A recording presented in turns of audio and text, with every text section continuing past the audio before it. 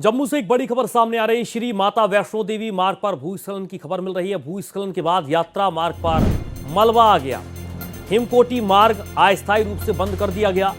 Battery car सेवा भी अगले आदेश तक स्थगित की गई है। यात्रा मार्ग से मलबे और पत्थरों को हटाया जा रहा है।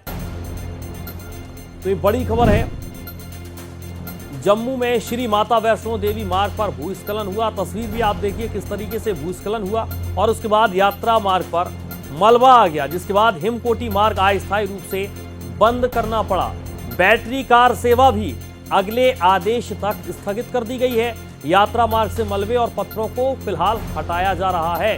तस्वीरें आप देखिए, श्री माता वैष्णो देवी मार्ग है जहां पर अचानक से भूस्खलन हो गया और उसके बाद यात्रा मार्ग पर मलबा आ गया, जिसे हटाने का प्रयास किया जा रहा है।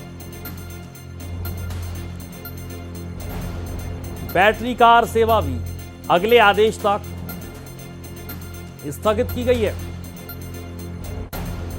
यात्रा मार्ग से मलबे और पत्थरों को फिलहाल हटाया जा रहा है। सीधे चलेंगे अपने संवाददाता रवि शर्मा का रुख करेंगे। रवि, क्या जानकारी है आपके पास? अचानक से भूस्खलन हुआ है माता वैष्णो देवी मार्ग पर।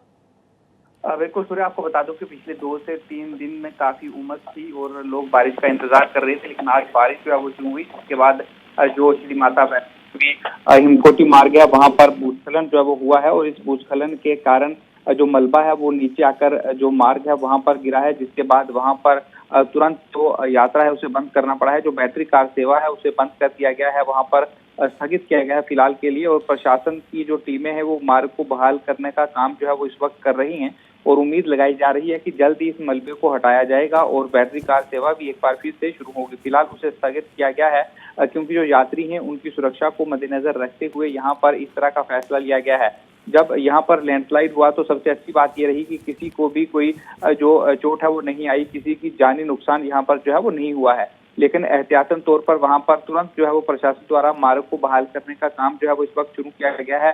तस्वीरों में भी देखा जा सकता है कि किस तरह से वहां पर पत्थर जो है वो आकर गिरे हैं, जिसके कारण ये मलबा पूरा जो है वो रास्ते पर पड़ा और जल्द से जल्द कोशिश की जा रही है कि इस पूरे मलबे को यहाँ से हटा लिया जाए। सूर्या, बिल्कुल। बैटरी कार सेवा भी अगले आदेश तक स्थगित की गई है। रवि, जो जानकारी निकलकर सामने आ रही है।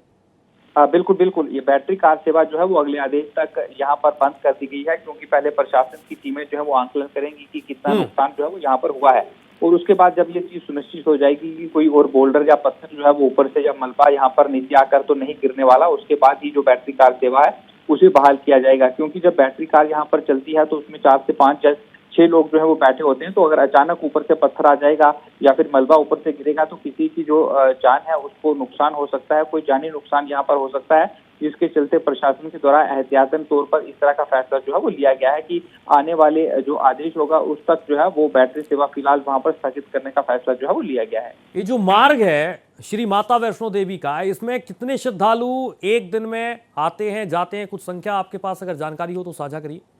देखिए, श्री माता वैष्णो देवी की बात करेंगे तो इस समय लगभग 40,000 के करीब प्रतिदिन यात्री जो हैं वो श्री माता वैष्णो देवी की दरबार जो है वहां पर दर्शन करने के लिए पहुंच रहे हैं। आंकड़ा 50,000 के करीब भी जो है वो एक दिन में जा रहा है। और आप देखिए कि एक दिन में अगर इतने यात्री ऊपर जाते हैं तो जो ऊपर से पहले दिन के यात्री गए होते हैं वो भी जो है वो उसी मार्ग पर गुजरते हैं। तो आप समझ सकते हैं कि 25 से 30,000 की संख्या में रोजाना इस मार्ग से यात्रा की 2 मार्ग है, तो यहाँ से भी बिल्कुल श्रद्धालुओं पर इसका असर पड़ रहा है। बहुत शुक्रिया आपका रवि, तमाम जानकारी के लिए।